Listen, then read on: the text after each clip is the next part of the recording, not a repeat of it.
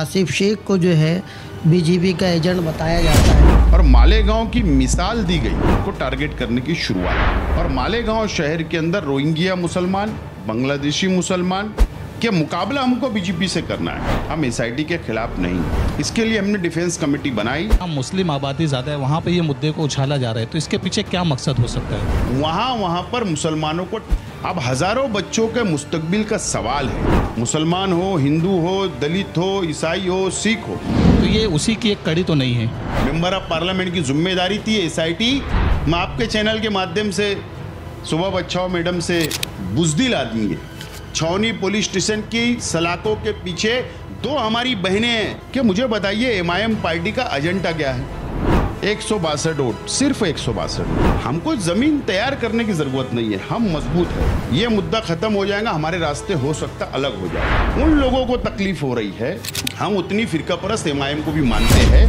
आपका सवाल मैं यही रोकता हूँ, ये सवाल तो आपको आज के एमएलए साहब से। टॉप 10 में हमारा शहर का किला भी है। तो इसके ऊपर क्या काम करने वाले आप लोग? हंसने वाली बात है, जेब में हाथ डालने वाले का, मांगने वालों का नहीं। चोरी करके ही बीजेपी बड़ी हुई है। मुजरिम बनाकर उनको भी जेल में डालो ना, हो सकता है उनको सरकारी गवाह बनाने की कोशिश हो। तो ऐसे भी इसमें डॉक्यूमेंट काफ़ी तादाद में निकल सकते हैं, आपको लग रहा है? बिल्कुल, मैं आपके चैनल के जरिए पहले माफ़ी मांगता हूँ। बात निकलेंगी तो बहुत दूर तक जाएंगी।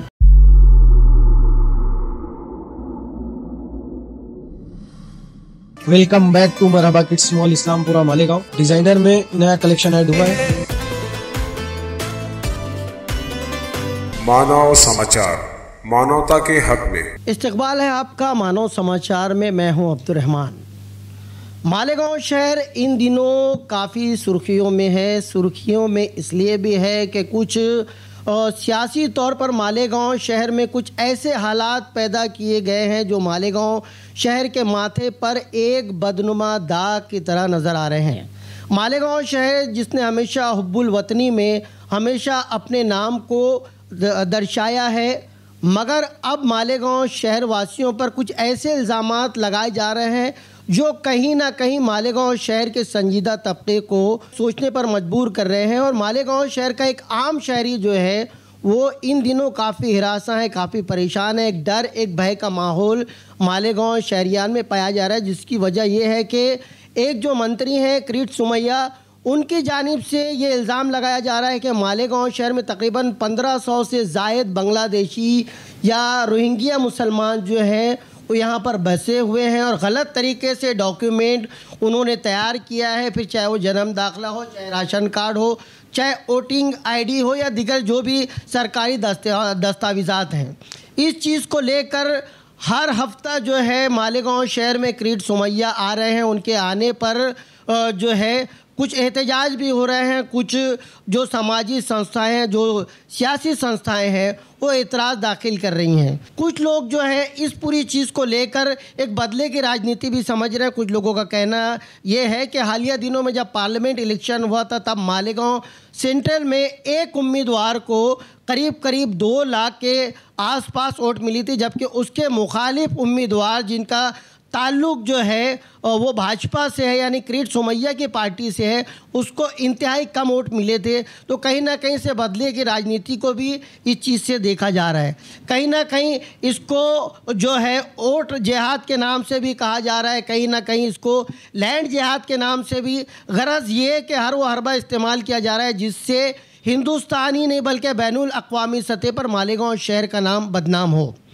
इस मामले में बाकायदा शहर के कुछ बेदार लोगों ने कमेटी बनाई, मालेगांव डिफेंस कमेटी, जिसमें मालेगांव शहर की 2 बड़ी सियासी पार्टी, जिसमें जो है आसिफ शेख जो मालेगांव शहर का जाना माना चेहरा है, आप जो है साबिक एमएलए भी रहे हैं, आप जो है साबिक मेयर भी रहे हैं, एक अच्छा खासा उनका पॉलिटिकल कैरियर है। समाजवादी पार्टी का आज जो चेहरा है मुस्तकीम डिग्निटी शान हिंद, इन दोनों ने मिलकर जो है एक कमेटी बनाई और दीगर सियासी पार्टियां भी उसमें शामिल हैं। आज हमारे साथ यहाँ पर बात करने के लिए हमने ख़ास तौर से आसिफ शेख रशीद उनको यहाँ पर बुलाया है। उनसे जानना चाहते हैं कि उनका पक्ष क्या है। आज मेरे साथ यहाँ सहयोगी के रूप में अमजद खान जो कि बेहतरीन सहाफ़ी वो भी हैं। आइए हम बात करते हैं आसिफ शेख इनसे भी और सवालात करते हैं कुछ उनसे और उनकी मन की बात सुनते हैं कि इस पूरे मामले को जो है वो किस रूप से देखते हैं। आसिफ शेख साहब, आपका इस्तकबाल मानव समाचार में। ये जो पूरा मामला चल रहा है, जाहिर सी बात है कहीं ना कहीं से एक कलीदी रोल आप निभा रहे हैं। जिन लोगों के साथ आपको लगता है कि न्याय नहीं होगा, अन्याय होगा, उन लोगों के साथ आप खड़े हैं। इस पूरे मामले को आप किस नज़र से देखते हैं? सबसे पहले मानव समाचार की पूरी टीम को और हमारे दोस्त अन्नू फिटर साहब को मैं मुबारकबाद देता हूँ, शुक्रिया अदा करता हूँ कि आज आप लोगों ने मुझको यहाँ पर बुलाया, दावत दी और एक अहम मसले के ऊपर, एक अहम टॉपिक के ऊपर जो आज हमारे शहर के अंदर बेचैनी महसूस की जा रही है, उस ताल्लुक से आज आपने मुझको बुलवाया और मुझसे सवालात कर रहे हैं।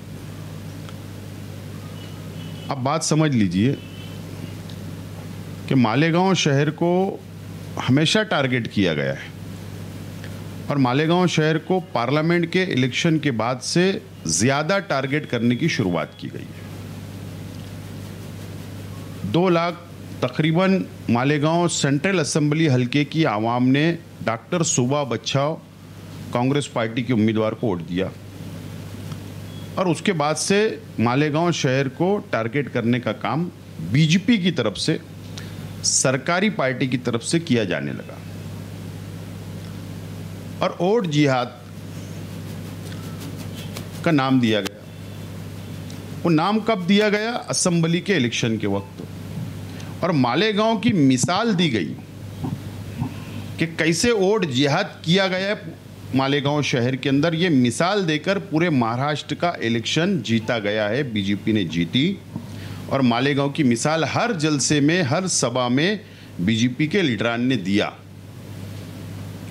और उसके बाद से मालेगांव को टारगेट करने की शुरुआत की गई। डॉक्टर किरीट सुमैया ये बीजेपी के साबिक मेंबर ऑफ पार्लियामेंट है, कोई सरकारी ओहदे पर नहीं है, लेकिन बीजेपी के लीडर है।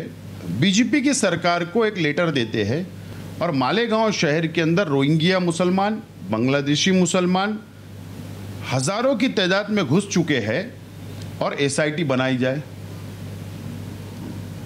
हुकूमत ने देर नहीं करते हुए दूसरे दिन एसआईटी बना दी, ऐलान कर दिया, इंक्वायरी शुरू हो चुकी है और हमने ये महसूस किया, मैं मुस्तकिम डिग्निटी और हमारा जो मिजाज, हमारा मैच होता है, मैच इसलिए होता है उनके नज़रिया, हमारा नज़रिया सियासी तौर पर अलग हो सकता है, लेकिन हम लोग हमेशा फ़िरका परस्तों की आग में आग डालकर बात करना आता है हमें। हम डरने वालों में से नहीं है, ये शहर जानता है। और हमने फैसला किया कि माइनॉरिटी डिफेंस कमेटी हम बनाए। हमने बनाने के बाद कि मुकाबला हमको बीजेपी से करना है। रोहिंग्या मुसलमान, बांग्लादेशी मुसलमान, ठीक है, हुकूमत को इख्तियार है, एसआईटी बनाई, इंक्वायरी होने दो, हो रही है, हमें उससे कोई एतराज़ नहीं है। लेकिन किरीट सुमैया हर 8-10 दिन में मालेगांव शहर में आना, प्रेस कॉन्फ्रेंस लेना, कॉरपोरेशन के ऑफिसरान पे दबाव बनाना, तहसीलदार ऑफिस के अंदर जाकर दबाव बनाना, पुलिस डिपार्टमेंट पे दबाव बनाना और मालेगांव को बदनाम करना, जो तरीक़ेकार अपनाया गया है, हम उसके खिलाफ में आवाज़ उठा रहे हैं। हम एसआईटी के खिलाफ नहीं, एसआईटी उनकी इंक्वायरी करे, लेकिन एसआईटी बन गई ना किरीट सुमैया के बोलने पर, तो किरीट सुमैया ने अब देखना चाहिए कि इंक्वायरी के अंदर क्या मिलता है, सच सामने आता है या नहीं आता है, ये देखना चाहिए, इंतज़ार करना चाहिए। हमको महसूस हुआ कि ये बंदा ये मालेगांव को बदनाम करने के लिए आ रहा है और ख़ास तौर पर मुसलमानों को।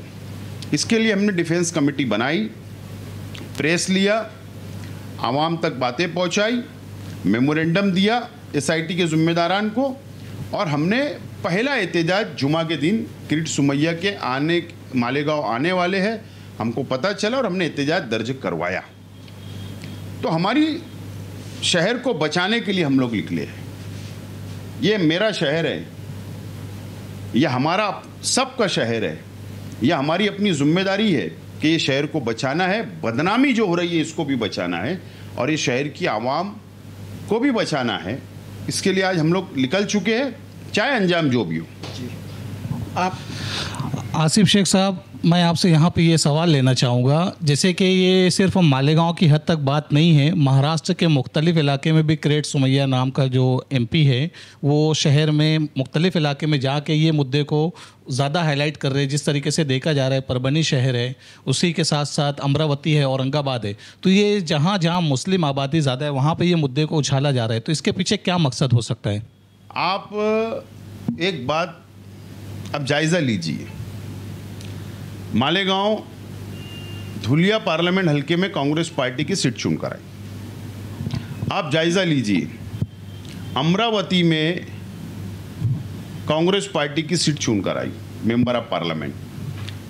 भिवंडी के अंदर भी आप देखिए कि राष्ट्रवादी कांग्रेस पार्टी की सीट चुनकर आई। जहां जहां पर बीजेपी की सीट गिरी है, हारी है पार्लियामेंट में, वहाँ वहाँ पर मुसलमानों को टारगेट करने का काम बीजेपी कर रही है। लेकिन मैं मालेगांव की मिसाल देना चाहता हूँ। कल 2 लोगों को अरेस्ट किया गया, आज एक हमारी बहन को अरेस्ट किया गया, 3 लोग अरेस्ट हो गए। आप पुलिस की एफआईआर पढ़िए, आप पुलिस की एफआईआर को पढ़िए। एफआईआर में कहीं भी नहीं लिखा है कि ये रोहिंग्या मुसलमान हैं, ये बांग्लादेशी मुसलमान हैं, कहीं नहीं लिखा है। सिर्फ तफावत आ रही है जन्म दाखिले में, राशन कार्ड में कुछ गलतियां हैं, इस नाम पर सिर्फ उनको अरेस्ट किया गया है। बीजेपी और एसआईटी चोर रास्ते से घुसकर, मैं एकदम साफ इल्जाम है मेरा, चोर रास्ते से घुसकर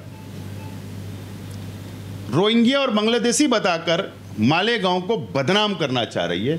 इनके हाथ आज तक कुछ लगा नहीं, और मुझे पूरा विश्वास है, पूरा भरोसा है, मालेगांव शहर के अंदर एक भी रोहिंग्या, एक भी बांग्लादेशी, एक भी पाकिस्तानी उनको नहीं मिलेगा। अच्छा, अभी देखने में आया कि जाहिर सी बात है, अब जो है नया तालीमी साल शुरू होने वाला है और नए दाखिले शुरू हो रहे हैं। कुछ ऐसे बच्चे जिनकी उम्र जो है 3-4 साल हो गई मगर उनका जो जन्म दाखिला नहीं बना, तो हमारे देखने में आया कि ऐसे कुछ बच्चों के अगर जन्म दाखिले बनाने के लिए माँ बाप जा रहे हैं तो अभी काफ़ी सारे उसमें चेंजेस आ गए, काफ़ी दिक्कत और बंद भी है, शायद कि बंद भी नहीं रहे। आप तक भी बात आई होगी। ये मामला बहुत सीरियस है।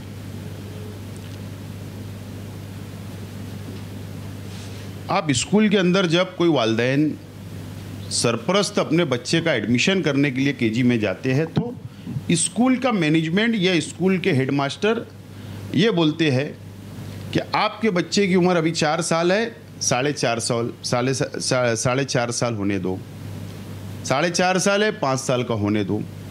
फिर उसके बाद ये दुरुस्त करने के लिए सब एप्लीकेशन करते हैं, अफिडेविट करते हैं ताकि बच्चे का एडमिशन हो जाए। हज़ारों बच्चे इस नाम पर स्कूल से वापस कर दिए जाते हैं, हज़ारों बच्चे मैं बोल रहा हूँ वापस कर दिए जाते हैं। अब गवर्नमेंट ने उस पर स्टे ले आई। ये एसआईटी के बाद में एक ऑर्डर आया, अब अफिडेविट के ज़रिए कोई भी जन्म दाखिला नहीं बनेगा, कोई भी दुरुस्ती नहीं होगी। पूरे महाराष्ट्र में हुकूमत महाराष्ट्र ने उसके ऊपर स्टे ले आई।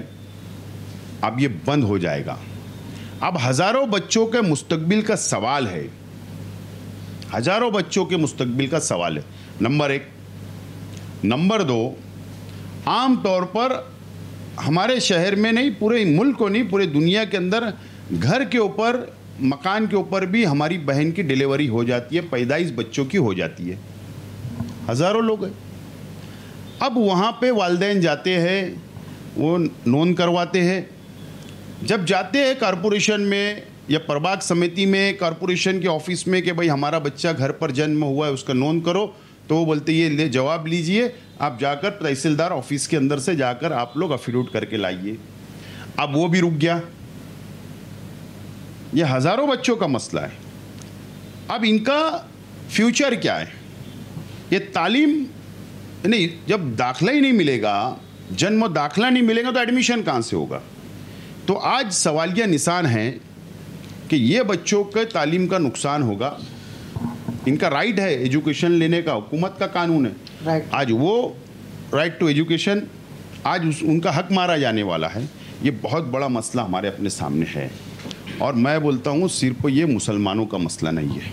अगर स्टे आया है तो मैं आपके चैनल के माध्यम से पूरे महाराष्ट्र की आवाम से, मुसलमान हो, हिंदू हो, दलित हो, ईसाई हो, सिख हो, मैं आदिवासी भाई हो, मैं तमाम ही लोगों से रिक्वेस्ट करना चाहता हूं कि जंगलों के अंदर मेरे आदिवासी भाई रहते हैं, बहनें रहती हैं, देहातों के अंदर रहते हैं, जन्म घर पर भी होता है वहां पर, तो आज उनके भी नोंद नहीं होने वाली है, उनका भी बच्चों को जन्म दाखला नहीं मिलने वाला है। ये मसला मुसलमानों का नहीं रह गया। अब महाराष्ट्र की आवाम ने आवाज़ उठाना चाहिए सरकार के खिलाफ। और माइनॉरिटी डिफेंस कमेटी, जिसमें मेरी पार्टी हर हमारे ज़िम्मेदारान शामिल है, समाजवादी पार्टी मुस्तकिम डिग्निटी उनके ज़िम्मेदारान शामिल है, दोनों कम्युनिस्ट पार्टी है, बहुजन विकास आघाड़ी, ऐसे हमारा जो ग्रुप तैयार हुआ है, समिति बनी है, हमने ऐलान किया है कि 6 तारीख तक, जुमरात तक, अगर ये जन्म दाखले के ऊपर अगर सरकार ने फैसला नहीं लिया, एसआईटी ने फैसला नहीं लिया, तो हम हज़ारों बच्चों को लेकर शहर की आवाम के साथ हम लोग एक एहतजाजी धरना करने वाले हैं। जुमा के दिन 7 तारीख को हमने हुकूमत को लेटर दे दिया है, एसआईटी को लेटर दे दिया है। हम इंतज़ार करेंगे 6 तारीख तक और 7 तारीख को हम एहतजाज करेंगे। आसिफ शेख साहब, यहाँ पे मैं आपसे दूसरा सवाल ये लेना चाहूँगा कि जैसे अमित शाह ने पार्लियामेंट के सभा में एक बिल पास किए थे राज्यसभा में कि हिंदुस्तानी रहवासी के लिए सबसे अहम दस्तावेजात के तौर पे जन्म दाखिले को अहमियत दी जाएगी। वहीं पे सीएए का कानून हिंदुस्तान में पास कर दिया गया है सिटीजन अमेंडमेंट एक्ट के तहत। तो इसमें ये चीज़ बताई गई कि मुख्तलिफ समाज को, जैसे ख़ास तौर से माइनॉरिटी में जो मुस्लिम समाज है, हम उनको इसका सिटीजन अमेंडमेंट एक्ट और एनआरसी में इनको हम बाहर कर सकते हैं। तो ये उसी की एक कड़ी तो नहीं है? ये बीजेपी की बहुत बड़ी साजिश है। आपका सवाल बिल्कुल सही है।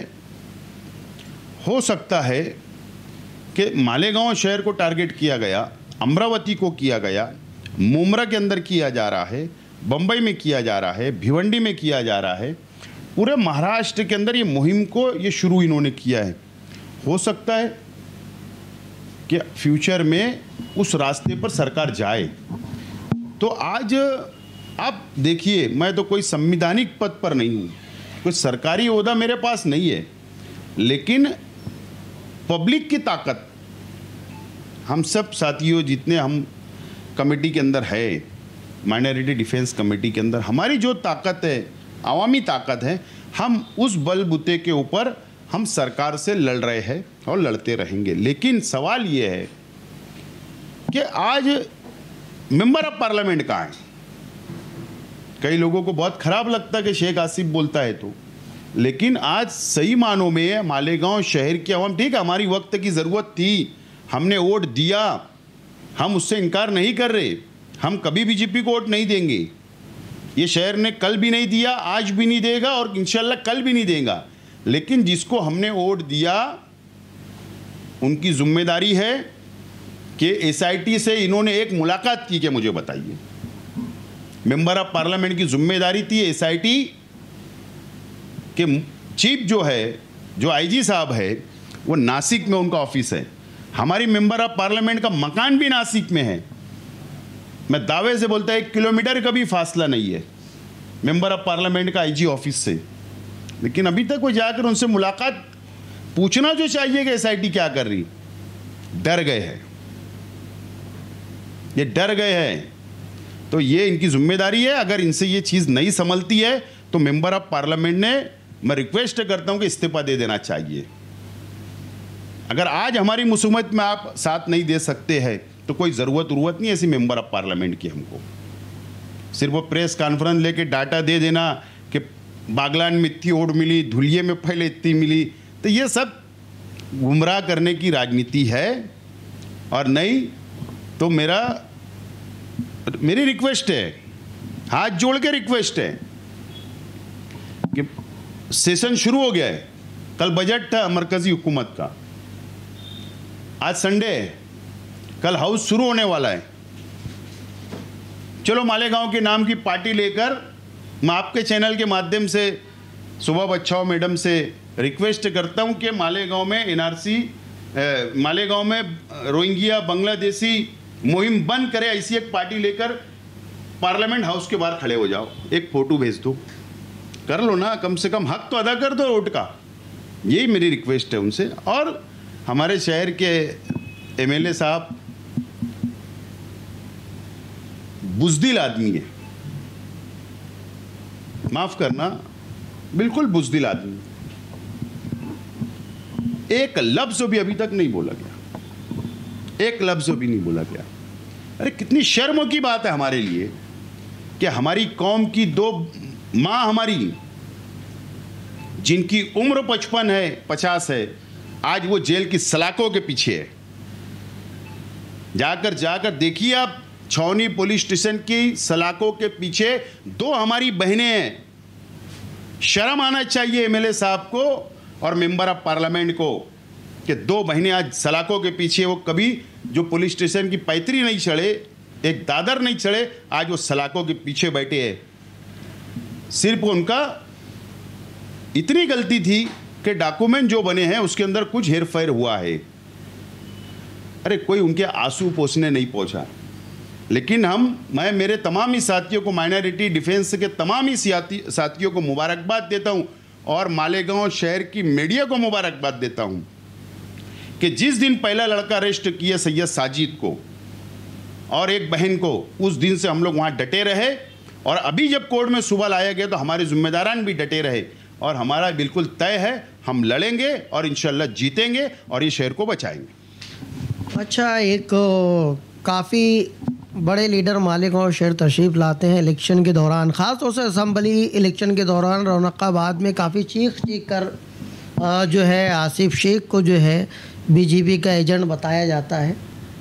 काफ़ी नारे जज्बाती लगते हैं, तेरा मेरा रिश्ता क्या।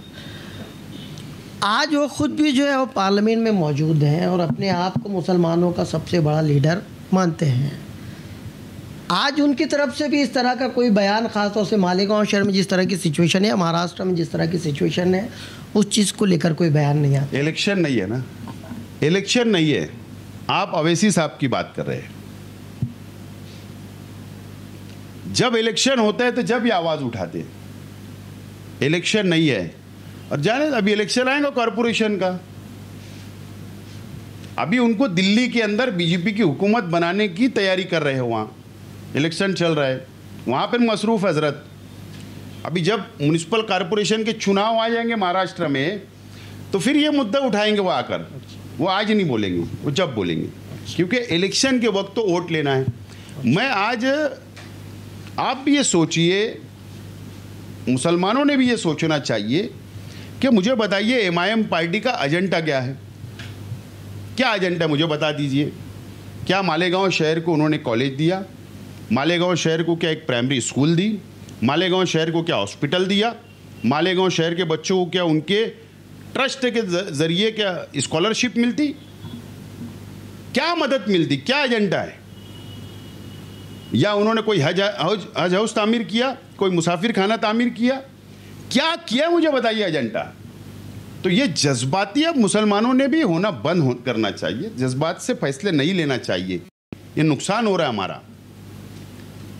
बहरहाल भी इलेक्शन आएगा तो खुद आवाज़ उठेंगे, आप देखेंगे। तो एक तो इल्ज़ाम आप लोगों पे भी लग रहा है, ख़ासतौर से मुस्तकिम डिग्निटी और आपने जो कमेटी बनाई है, कुछ लोगों का ऐसा कहना है कि आने वाले दिनों में जो कॉरपोरेशन के इलेक्शन जो होने वाले उसके लिए जो है एक ज़मीन जो है तैयार करना शुरू कर दिया आप लोगों ने। शेख आसिफ को ज़मीन तैयार करने की ज़रूरत नहीं, अल्लाह का बहुत एहसान है।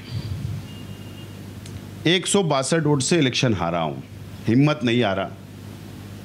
162 वोट, सिर्फ 162 वोट, तो मुझे ज़मीन तैयार करने की ज़रूरत ही नहीं है। आप 2017 में हमारी 30 सीटें आई, आज के एमएलए की 20 सीटें आई, उससे पहले भी हमारी ज़्यादा सीटें आई। उससे पहले हमारी 25 सीटें आई तो उनकी 18 सीटें आई। हमको ज़मीन तैयार करने की ज़रूरत नहीं है, हम मजबूत है। लेकिन अगर हम कौम के लिए, अगर शहर के लिए एक हुए हैं, समाजवादी पार्टी, कम्युनिस्ट पार्टी और हम सब मिलकर एक हुए, तो हम शहर बचाने के लिए निकले। मैं आज जिम्मेदारी से बोलता हूँ, कॉरपोरेशन के इलेक्शन का कोई गठबंधन का हमारी कोई बातचीत नहीं हुई है। ये मुद्दा ख़त्म हो जाएगा, हमारे रास्ते हो सकता अलग हो जाए।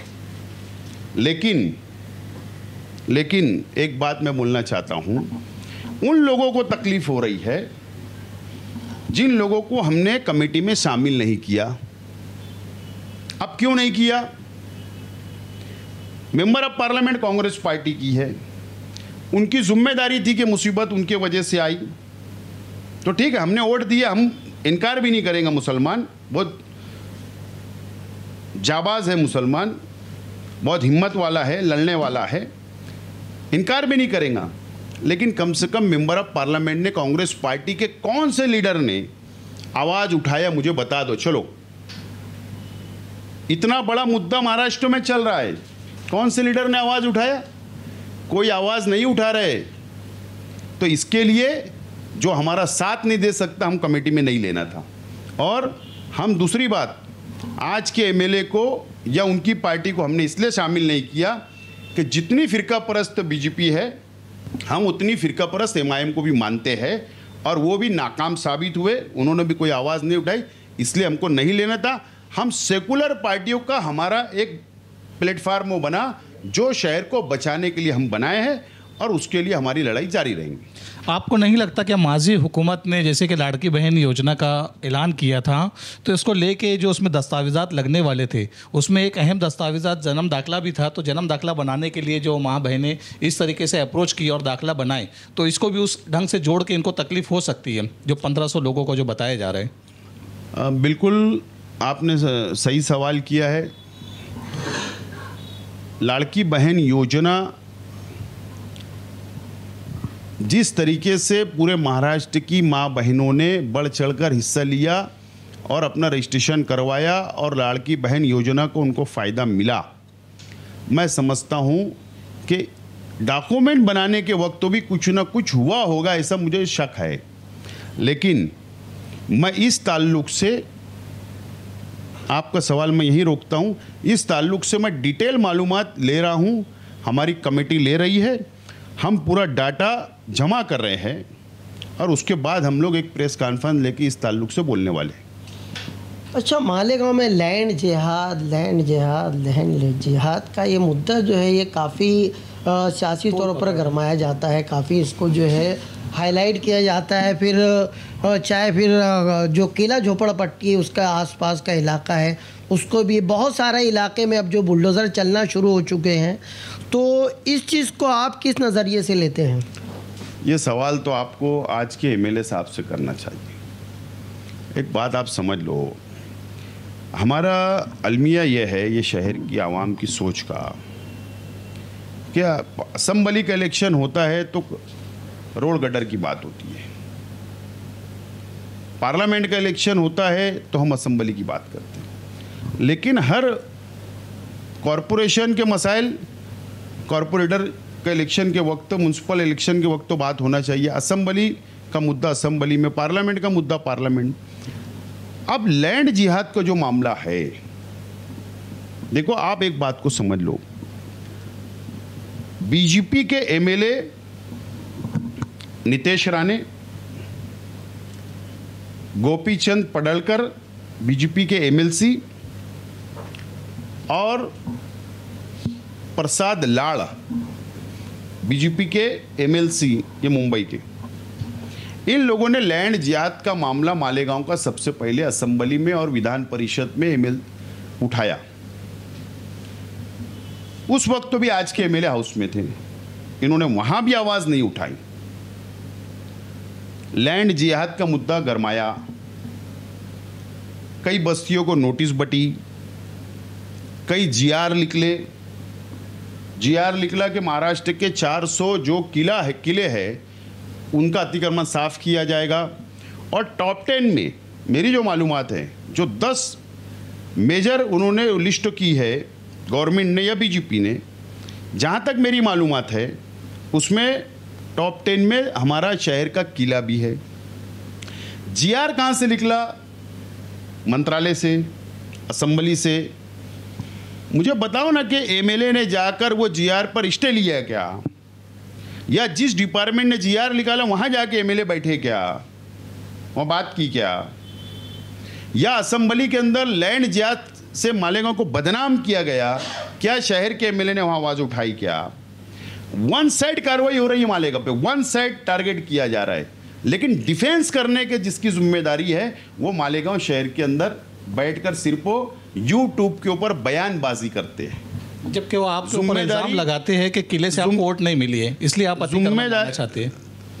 देखो, ये एक छोटी सोच का इंसान है, ये सारी बातें बोलता है। मैं पूरे महाराष्ट्र लेवल की बात कर रहा हूँ, वो छोटी सोच है उनकी, उस पर जा। लेकिन मैं ये बोलना चाहता हूँ कि ये जिम्मेदारी उनकी है कि वहाँ बैठकर बात करना। आज मैं आपके चैनल के माध्यम से या आपका चैनल जाकर पूरा शहर का, जब से लैंड जात का मुद्दा गरमाया है, आप जाकर पूरे शहर का जायज़ा लीजिए, इतराफ़ का, जहाँ पर प्लॉटिंग हो रही है, जहाँ पर कारखाने की प्लॉटिंग हो रही है, जहाँ रेसिडेंशियल प्लॉटिंग हो रही है, या जहाँ पर मकानात तामीर हो रहे हैं, जहाँ कॉलोनियाँ बन रही है प्राइवेट, वहाँ जाकर आप जायज़ा लीजिए। जब से लैंड जिहाद का मुद्दा गरमाया है, ये मामला उठा है, उस वक्त से मंदा आ गया है। कोई ज़मीन खरीदने तैयार नहीं है, कोई घर खरीदने तैयार नहीं, डर रहा है कि मैं ज़मीन लिया तो ये कहीं लैंड जिहाद में ना निकल जाए या कोई डुप्लीकेट पेपर ना निकल जाए। इस तरीके से मामला चल रही है। शहर को बर्बाद करने की पूरी साजिश रची जा चुकी है और उसका कोई जवाब देने वाला असेंबली में भी नहीं है, मंत्रालय में भी नहीं है, और सिर्फ ये शहर को मज़हब के नाम पर ठगने का काम किया गया है। फिर एक मर्तबा मजहबी जज्बात के अंदर ये शहर जज्बाती बातों के अंदर बह चुकी है। अब शहर के अवाम को सोचना चाहिए कि हम क्या करते, क्या फ़ैसला लेते हैं, उसके नुकसानात क्या होते हैं। अभी शहर के अवाम को संजीदगी से बैठकर फ़ैसला लेने का वक्त आ चुका है। एसआईटी की जो कार्रवाई चल रही है शहर में, तो उससे आवाम के अंदर एक भीति का माहौल बना हुआ है। तो आपका जो माइनॉरिटी डिफेंस कमेटी है, तो इसके ऊपर क्या काम करने वाले आप लोग? हम लोगों की मुकम्मल तैयारी है। मेरी जो मालूमात है कि 4000 के आसपास 2023 से जब से तहसीलदार को पावर गया है, वहाँ से लेकर आज तक जिन लोगों ने दाखिला या तो उसके अंदर दुरुस्ती करवाई या नए दाखिले बने, जो डाटा 4000 के आसपास है उनका सर्वे चल रहा है। एसआईटी, कॉरपोरेशन, पुलिस डिपार्टमेंट, तहसीलदार एक जॉइंट उनका सर्वे कर रही है, उनके पेपर की इंक्वायरी कर रही है। अब उसमें से अब 750 के लगभग कुछ इंक्वायरी मुकम्मल हुई, जो मेरी मालूमात है।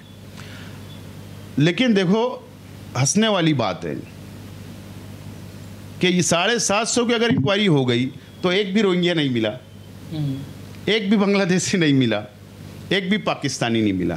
3 लोगों को अरेस्ट किए, उसमें भी एफआईआर में क्लियर कट लिखा हुआ है कि डॉक्यूमेंट में छेड़छाड़ की गई इसके लिए। तो मेरा पूरा दावा है हमारा अपना कि 4000 की भी इंक्वायरी मुकम्मल हो जाएगी तो एक भी रोहिंग्या, एक भी बांग्लादेशी नहीं मिलेगा। लेकिन अगर जिस तरीके से आज 3 लोग सलाखों के पीछे जेल में हैं, अगर पुलिस वहाँ तक पहुँचेगी तो हमारी ये तैयारी है।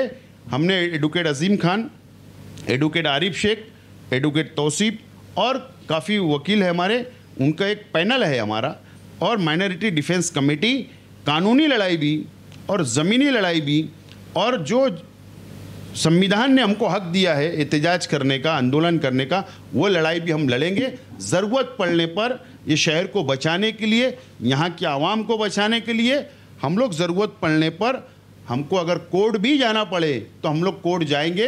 और आपस में हम जेब में हाथ डालने वाले लोगों का इत्तेहाद हुआ है।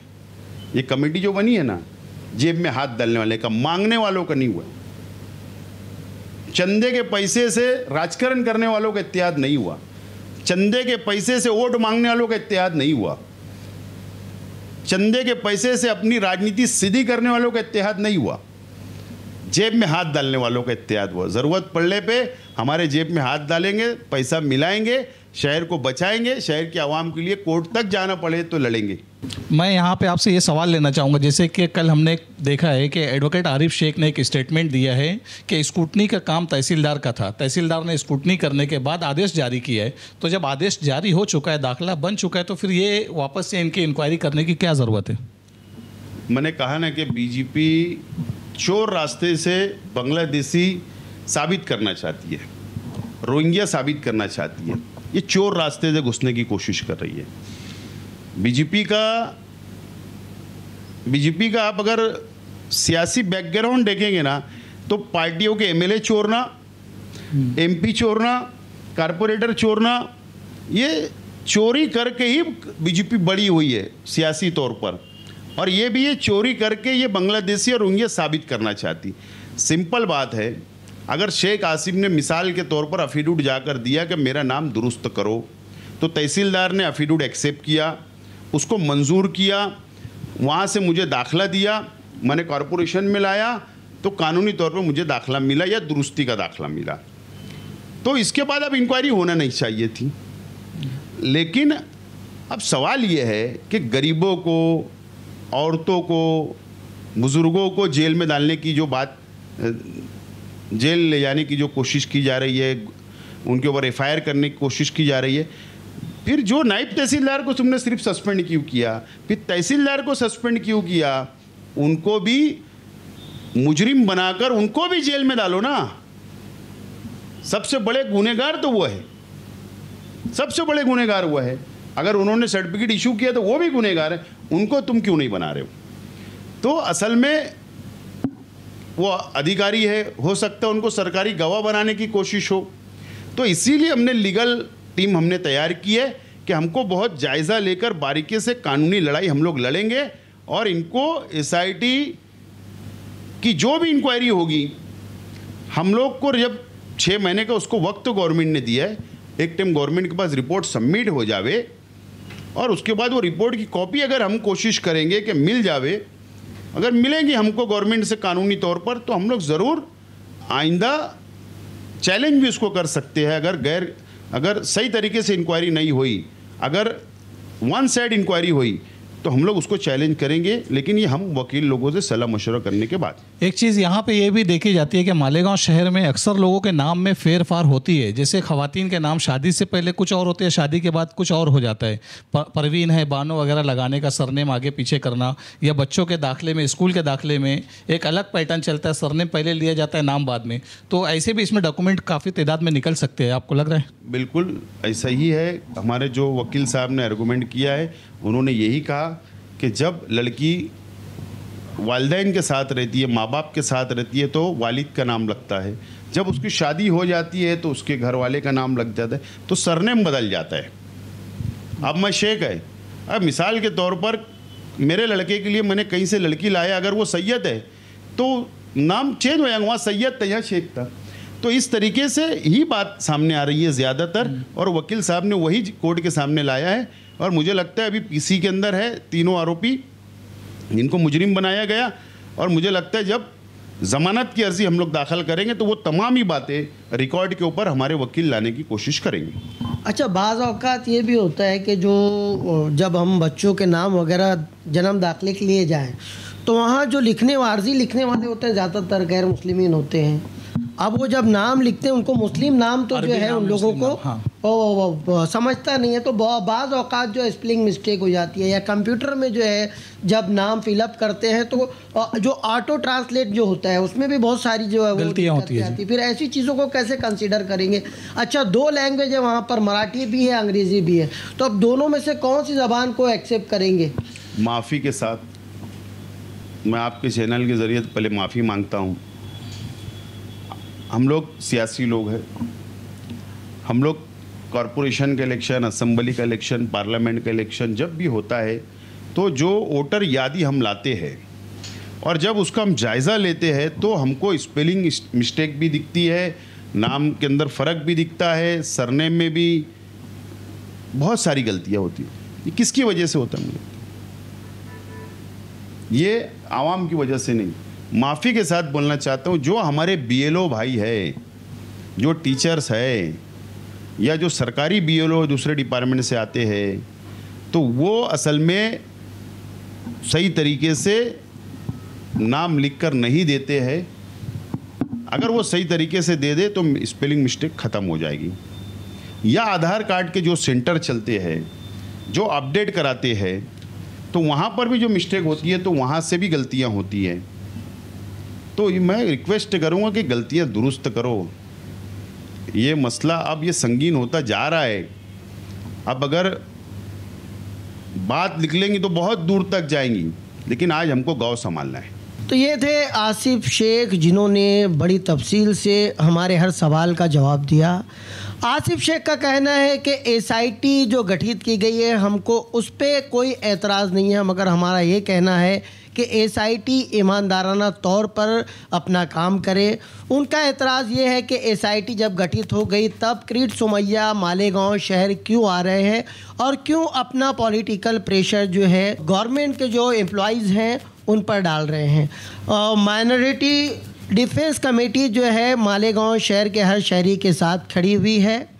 उनका ये कहना है कि अगर आपके पास इन्वेस्टिगेशन करने के लिए कोई आता है तो इत्मीनान बख्श तरीके से उनके सवालों के जवाब दें। जो डॉक्यूमेंट अगर वो मांगते हैं बग़ैर घबराए हुए उनको ये डॉक्यूमेंट दें। उनका कहना ये है कि मालेगांव शहर में अब तक जो है तकरीबन 1700 से ज़ायद लोगों के कागजात की छानबीन हुई, मगर अब तक एक भी कोई बांग्लादेशी, कोई रोहिंग्याई या कोई पाकिस्तानी जो है वो अब तक नहीं मिला है।